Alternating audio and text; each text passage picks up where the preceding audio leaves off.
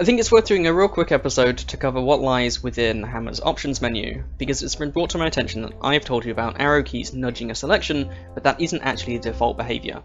So let's go over what you can find in there. To open the options menu, go to Tools, and then Options is down at the bottom. It will open up on this Game Configurations page. This is where you can change your FGD file. If you downloaded and installed the Brock pack that I recommended in episode 1, you'll have already interacted with this. FGD stands for Forge Game Data. Forge is what Hammer was called a million years ago. That's essentially a big list of all of the entities and what kind of key values and what kind of inputs and outputs and things they can make. Because Hammer is designed to be used for multiple games, it doesn't have all that information built in. That's in an external file that is in your game configurations. You shouldn't need to be changing this much unless you're downloading a new one. Next are the default point entity and brush entity classes, which is prop static and func detail by default. Those are excellent defaults because they're probably the most used entities that exist. Texture scale and light map scale, I would leave both of those at their default values. They're also really great. Then you've got the cordon texture as the default, which is one I change occasionally. So Skybox is a great option for your cordon texture. As explained in the previous video, anytime you make a cordon, the walls of it will use this skybox texture, which is a reasonable choice for most options, but occasionally you might want to be testing lighting and using cordon to cut down on the amount of map you're compiling, and if you're doing that for an indoor area, but you have the skybox texture on your cordon bounds, then you're going to be introducing additional sunlight into your indoor scene that you might not want. In that instance, I come into the options and change my cordon texture to something like Tools Black, where you can change it to a dev texture or, you know, whatever texture you fancy, just using the browse button there. But Skybox is a really good default option for the cordon texture. Then you've got some game executables and things. These will all be set up by Hammer++, so you shouldn't need to worry. And then the last one is the prefab directory. I will go over prefabs in another video. Next tab over is the General tab, and here you've got things like your undo levels and autosaves. If you ever need to reload any autosaves for any reason, the directory that you need is right here, and you can change that if you want. Also in this general one is the independent window configurations, which is an interesting one that's a little tricky to explain, so I will just enable it and then show you. So by default, Hammer uses this four-way split window thing, but we can actually open more windows. So if I go to window and then new window, I can get a new one, and I can make any kind of arrangement of windows that I want here, like that. So I can make additional 3D views, or you know, I can have my 2D views in whichever place that I want. Maybe you want 3 across the top and then your 3D view along the bottom, something like that. You can do all that and then use the save button up here to save the window state, and then the L1 will load the window state. I will note, however, that if you save and load your window state in the window that has your four-way split, you will lose the four-way split and it will turn into just one. You need to reload Hammer for it to work properly kind of feature. And when swapping back from independent windows to the four-way split, again, once you've made that change in the options, you'll need to close and reopen Hammer for that to rework. Next over is the 2D Views tab. This is where you can set the arrow keys to nudge a selected object. So the default behavior for Hammer is actually to use the arrow keys to rotate the camera in the 3D view or to move the entire grid in the 2D views. I guess if you were following on, you've already noticed that. I don't particularly use either of those features, and I guess I never had because I thought this was the default behavior. But I think nudging objects with the arrow keys is a really useful feature, and it's worth losing those other two. I think most of these are self-explanatory. The crosshair cursor is actually an unused option, and I'm told that it will be removed in the next version of Hammer. I would not uncheck your default rotation snapping, because if you turn it off, you won't ever be able to snap things, so you won't ever be able to do a nice 90-degree rotation very easily. But if you would like snapping on a different angle than 15, you can change that here. So if you want, say, every 10 degrees, you can pop that in there. This one here, display scroll bars, that is enabled by default, so if you haven't changed this yet, you will see scroll bars along your 2D views, but I never ever use them, they just take up space for me, so I've disabled those. I would keep all of these on, and then the next one over, reorient primitives on creation in the active 2D view. So this one is really important, I think you should have this one turned on. I'll show you what it does. So with it turned on, if I create a cylinder in one of these 2D views, that's exactly what you would expect, right? If I go and do it in the side view, it's that there's a cylinder in the side view, exactly as you'd expect. the cylinder is oriented in the 2D view that you made it in. If I go and turn that option off, which I believe is the default behavior, right? Oh yeah, it still works from the top view, but if I make a new one in the side view, it's still facing up, right? Now if I make one in the front view, it's still facing up, which once you know how that works, you can work around it. I think I did for a while, but it's just a less efficient behavior than reorienting them. So check that and never look back, I think. The automatic infinite selection here, that eliminates the box select version of selecting. So I will just quickly show you what the default behavior is. With the selection tool, you see these two brushes here, they overlap, but they don't in the other 2D views. So if I select here in the top view, right, what I get is a box, and in the other views I get this sort of flat thing, which means infinite. But what I can do is drag that up, and now I have a 3D box. You can't see it in the 3D view, but you can kind of imply in the 2D view what it looks like. Right, so I'm only going to select this bottom one, and I'm not going to select this top one, which is exactly what happens. And I think that's really useful. But if you turn that option on and just have the automatic infinite selection, what you end up with is that, right? I can no longer select just the top one from this view. I have to go to the other one. But if there were two cylinders side by side, I'd be selecting the other one. So it's sort of a preference trade-off. If you think that's how a box select should work, go for it. If you enjoy that extra step, like I do, then you might want to leave it unchecked. After that, selecting objects by center handles. I think that's kind of annoying because the center handles are hard to find. I'd much rather click anywhere in the object. Center on camera after movement in 3D. So this one is a little bit interesting because in a brand new map like this, it won't do anything, which I think is odd.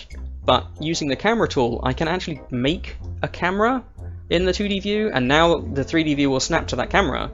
And now as I move this, all of the 2D views update to the position of the current camera, and you can see if I angle it, the little red line is where it's looking. And so I think that behavior is a little bit inconsistent, and having all the 3D views, all the 2D views move when I move the camera, I find that a little bit visually noisy, but you might like it. You might find it really useful for like keeping what you're looking at in view in your 2D views. So that's a personal preference one, I think. Down here for the grid, I would leave most of these alone. I don't think there's any real issue with any of these. There is, however, the dotted grid, which a lot of people do like, and that will get rid of all the lines and just have a dot for each place that a line intersects. There you are. That's what that looks like, which might not come through on the video. I'll zoom in so you can see a bit. Every one of these dots is still where it's snapping to for the selections and making brushes and stuff. So that's an option that you might like. I don't like that, so I'll turn that off. Next tab over is 3D views, where we've got some camera options for rendering. So the back and the near clipping plane are the maximum extents that the camera will render. I would leave these alone generally, unless you're working with an incredibly massive map. I might bump up the far clipping plane distance. The model render distance should be similar to the back clipping plane. If you have this lower, you'll see big yellow boxes in your 3D view. For detail render distance, that's for detail sprites, which are usually things like grass that comes from displacement textures. The navigation section has controls for flipping your mouse axes if you prefer that, sensitivity, the flying speed, and then there's camera FOV. If you use a different FOV while playing Team Fortress 2, you might want to change the camera in Hammer to match. The light spot cone multiplier does exactly what it sounds like. So let me just show you. Place down a light spot.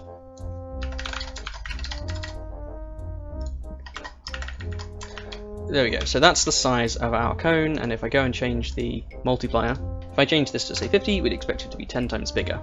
It doesn't change initially, but I can move it up and down to refresh it, and there we have our cone 10 times bigger. But I'm going to put that back to 5. I think the default is 10, I've set it to 5 because I think slightly shorter cones is consistent with my theme of not liking clutter when I'm working. Next over is the materials tab. There's not much that you would want to do here. This is for hiding a folder from the material browser. These options are set up by default by TF2. You can add directories to there if you need to. I can't imagine why you would ever want to. Next tab over is your build programs. These are really well configured by Hammer++ by default, so again, can't see why you would ever want to be changing anything in here. Earlier in the year there was one notable exception, which I think is the first time since Team Fortress 2's creation. It swapped from being 32-bit to 64-bit, and before Hammer++ was updated, if you wanted to use the new 64-bit versions, you had to come in here and manually do that. However, Hammer++ has been updated now, so it's using all of the new versions. Finally, we have the Hammer++ tab. This is where everything that is new to Hammer++ is stored. First up, there's some graphic settings. If you're struggling with any performance or anything in Hammer, you can look to these ones. Then the next option here, which I've got turned off, is show camera in 2D view. I know that some people do like this, so I'll show you what that does look like. So here we go. You've got a little camera frustum in your 2D views, and as I move the camera around in the 3D view, you can see it's moving in the 2D views. I'll turn that back off because I don't like it. I would keep highlighting invalid faces and invalid outlines. I would keep those and render fill in for faces. So when you select a face, it shades it red. I would keep that. Render selections through geometry is the big one that will be different for you and for me because it's enabled by default, but I think it looks messy. I'll turn it back on to show you. So your hammer will look something like this. If you've got an object selected behind another object, you'll be able to see the outlines. I think that looks messy. Let me turn that off to show you. So I can't see it until it's poking out, and in the selection I can't see the back faces of it, only the front ones. I would keep all these as they are. In the general one, the first one is enable microgrid. So standard Hammer only let you go down to a grid size of 1 unit. Now, models and such can have geometry that's under 1 unit. Brushes can too. However, if a brush is smaller than 1 unit in any given dimension total, so it, smaller than 1 unit in X or smaller than 1 unit in Y, that's what's called a micro brush and will break catastrophically. So if you enable the microgrid, be really careful that you don't end up making micro brushes. Generally, I would say leave the microgrid disabled until you really know what you're doing. Snap newly created brush points to grid, I think that's disabled by default, but you definitely want that enabled if you're going to be working with any angled geometry. If you're creating a lot of cylinders or arches, if you don't have this enabled, all the points will be slightly off the grid, and then if you have to edit them later or align other geometry with them, you're going to be trying to match geometry that doesn't line on the grid, and that's so frustrating. But if you turn that on, all your cylinders and arches and things, they'll all be made on the grid. The next one, which is sort of similar, is the use precise vertex data. Definitely make sure that's checked. Before Hammer++, regular Hammer had an issue where angle geometry was stored without very much precision in the numbers, and that would lead to vertex wandering. Sometimes the vertex would split into multiple, or it would move, and it would not be in the position that you created it in after you saved and closed and reopened the map. Hammer++ has features to mitigate that as much as possible. You can turn off checking for updates on startup if you really want to. There's some Discord options, frame rate limiters. I wouldn't change your texture settings here. The UI one there is only if you're having issues. And then down at the bottom there's some scale options for your gizmos. And for you, the show camera axis won't be on by default. That's this little icon down here, so you can turn that on or off if you would like to. And the last thing I want to show you is the keybind editor.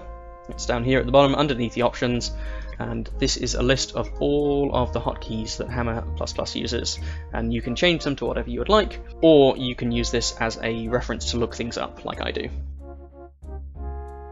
If you have any questions about the topics of this tutorial, pop them into the comments below and I'll do my best to answer them. If you'd prefer real-time assistance with any TF2 mapping questions you might have, check out the TF2maps.net Discord server. It's always active and full of very smart people that are ready to help. Stay tuned on this channel for more introductory tutorials just like this, and if you like what I'm doing and would like to support financially, consider buying a few map stamps for either Hoodoo, Mann Manor or Snowplow. The proceeds from map stamps are split directly between only the people that actually made each map. Valve don't take a cut, so they're a great way to support myself or other TF2 mappers directly. Thank you.